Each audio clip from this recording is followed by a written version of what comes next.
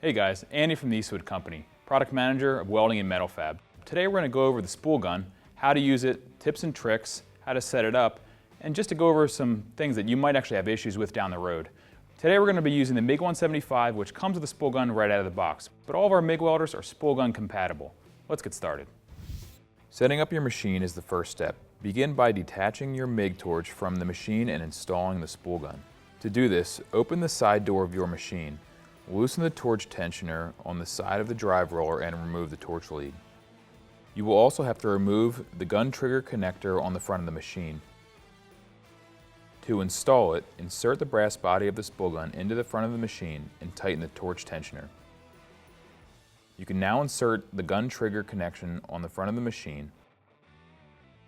Lastly, move the selector switch to the spool gun position. To thread new wire into the spool gun, remove the plastic cover so you can get to the wire. Remove the thumb screw and the tensioner.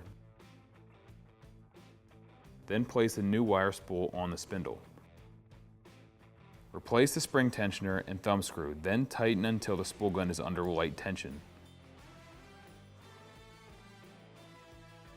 Loosen the brass tensioner thumb screws so you can feed the wire through the drive roller grooves. Keep feeding the wire until it passes through the drive rollers and into the wire inlet. Tighten the brass tensioner screw until there is a light pressure on the wire. Remove the nozzle and the contact tip on the end of the spool gun.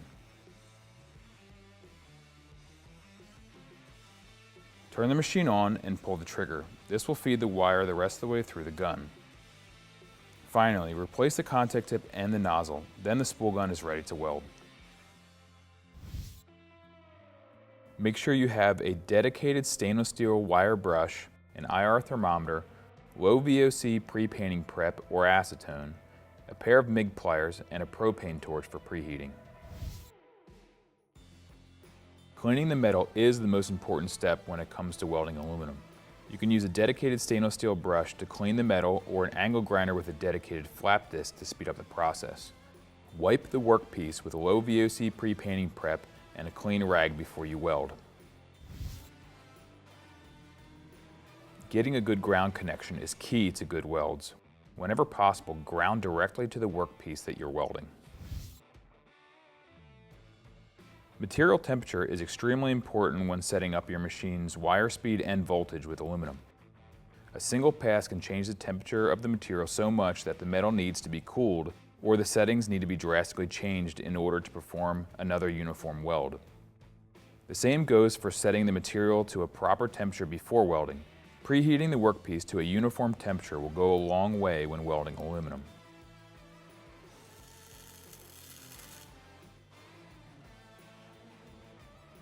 Alright, even though that we preheated this piece of aluminum, you can tell in the beginning there still wasn't quite enough heat in the material here.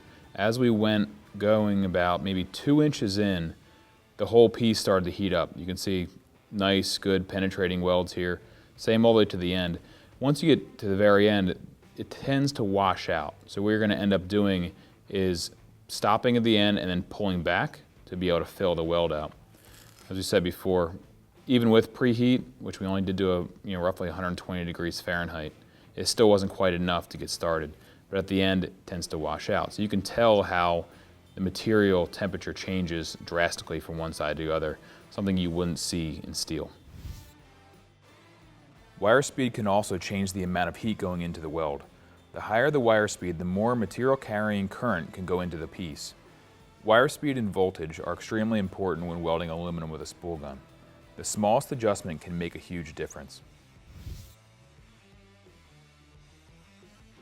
Push the torch at a 10 to 15 degree angle. This will help you prevent soot buildup around the weld. While a pull technique can result in a strong weld, there is a higher possibility of contamination in or around the weld.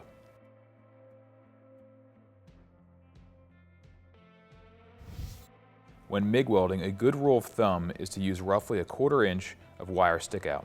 When welding with a spool gun, you should increase that to about 3/4 of an inch. Also, you will want to make sure you cut off any extra wire or balled up wire off the end of the torch before starting your next weld.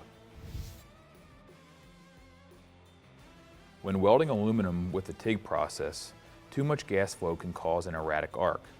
Too little can cause soot buildup, material popping, or contamination. This is also the case with welding aluminum with a spool gun. Always set your gas flow with a flow meter to the proper amount of gas based on the task at hand. The gas of choice should be 100% pure argon.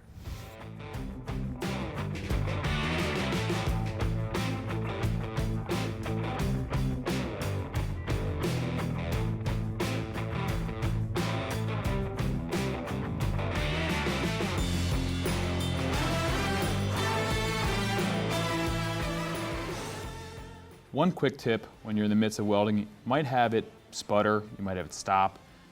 Your weld just isn't as consistent as you'd like. And this is compounded when it comes to welding aluminum with a spool gun. What's going to happen is you have a worn out tip. This tip right here looks pretty much brand new. It has little score marks on the outside just from us using our pliers on it to tighten it down. But otherwise, it actually has small scores on the inside. You can't see it, but we'll show you why. What it's actually doing.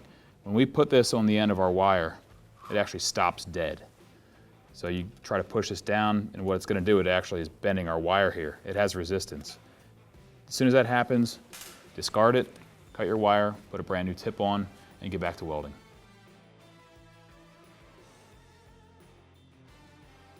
So there you have it. Hopefully those tips and tricks help you to get more confident in welding aluminum with a spool gun. For more information, go to eastwood.com.